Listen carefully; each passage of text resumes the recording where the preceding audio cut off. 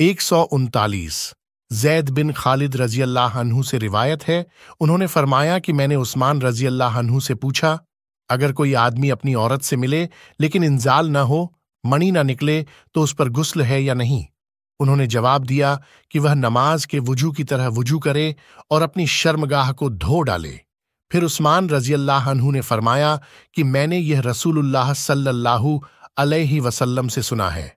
जैद कहते हैं, चुनांचे मैंने यह सवाल अली, तलहा, जुबैर और उबई बिन कब रजी अल्लाह अन्हु से पूछा।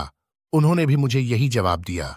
फायदे: इंजाल न होने की सूरत में गुस्ल न करने का हुक्म खत्म हो चुका है, क्योंकि आखिरी हुक्म यह है कि खाली औरत के पास जाने से ही गुस्ल वाजिब हो जाता है, चाहे मनी निकले या न निकले।